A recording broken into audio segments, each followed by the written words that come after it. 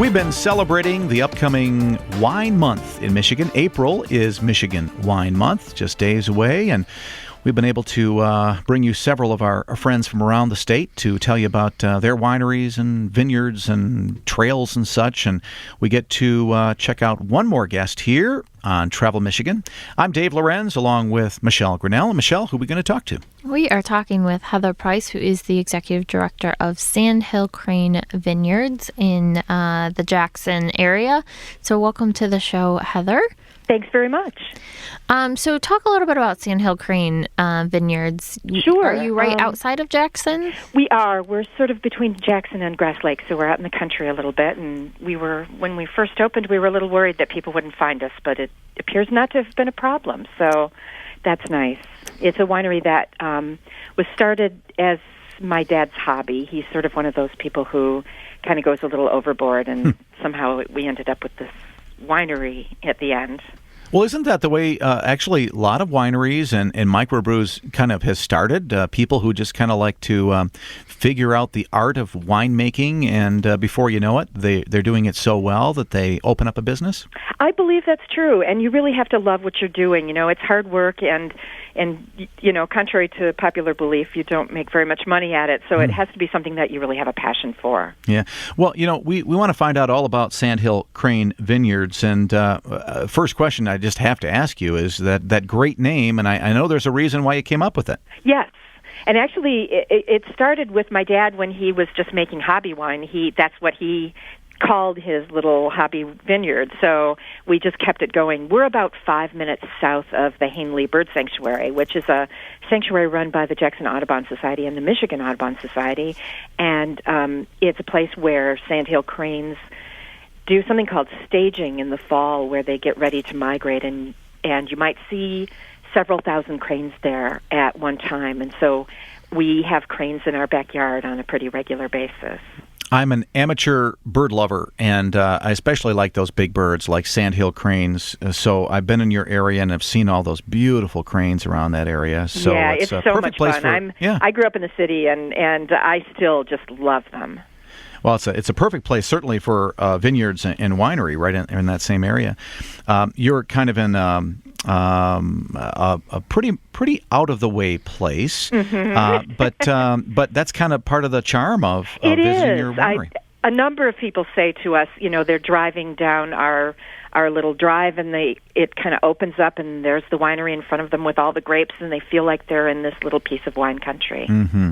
And the nice thing is, you guys, it looks like you have public wine tours, and you have a cafe on site, and you have events happening. So it's worth the drive to get out there. Yes. Over the years, we've really tried to listen to our customers and what they're looking for, and those honestly are some of the main things that they asked us for.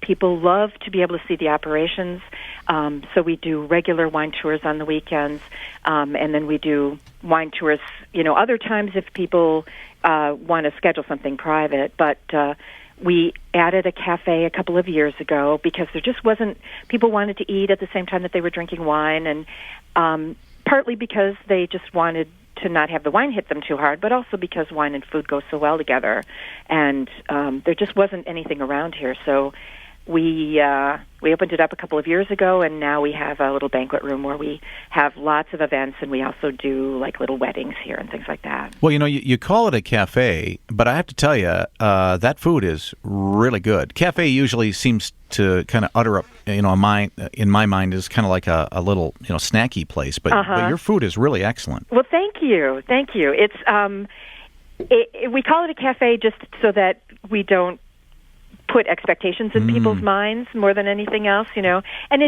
it's easy, comfortable, on the go sort of food. Most of it is, you can get a sandwich or a cup of soup or, a fun little dessert or something, and we try to make everything wine friendly, and we use lots and lots and lots of locally produced ingredients. Probably better to over-deliver, and you certainly do over-deliver. It's a great thing. Thank you. Well, tell us about the wines. What type of wines do you make there? Well, we make all kinds of things. I think that's partly due to the legacy of my dad's hobby, but also because Michigan grows so many gorgeous fruits. So we We grow some of the grapes ourselves, and we tend to grow the hardier varieties. So we grow some things like Marquette, and that are the grapes that have been developed by some of the northern universities, and then we grow some of the old French hybrids as well that are very, very hardy. And then we buy the rest of our grapes and our other fruits from local growers. So we don't go more than about 2 hours away from the winery for everything that we get. And so we have a real range of all the vinifera as well, because we get those from the folks in the Southwest, so Riesling and Cabernet Sauvignon and Cabernet Franc and Pinot Noir and all of those kinds of things. And then we also kind of specialize in raspberries. The folks up north have really made cherries into an amazing wine product, and we have really wonderful raspberry farms around here, so we do several different raspberry wines as well. And I see that you do meads, and meads are something that I'm seeing more and more, but explain how a mead is different from a wine. A mead is technically not a wine, although it can be made in the style of either wine or beer. And a lot of times what you see are the beer-style meads. Ours is made more like a wine, obviously, since we're a winery. It's believed to be the oldest beverage on earth. It was made out of honey, fermented honey, before people were actually cultivating crops of any sort. So they'd find honey and ferment it and turn it into alcohol. And so a mead is any beverage that's made with honey, and we tend to blend it with the fruits as well. So we ferment raspberries and honey together, or blueberries and honey together, or something like that, and make these really yummy sort of dessert wines. Huh. Would you consider that kind of your specialty? The meads, you mean? Yes. No, I think it's just a quirky thing that we do. Yeah. Yeah. Sounds cool. Yeah. We, I think raspberry wine is the thing that we're known the best for, but maybe just the range of things that we make is probably what we're best known for. We're talking to Heather Price, Executive Director of Sandhill Crane Vineyards. And Heather, I know you have an open house coming up on April 5. What will people find when they come to your open house? Well, we always like to celebrate April Wine Month here, and you've been hearing all about it. So we always do like a little open house at the beginning of the month, and we're going to...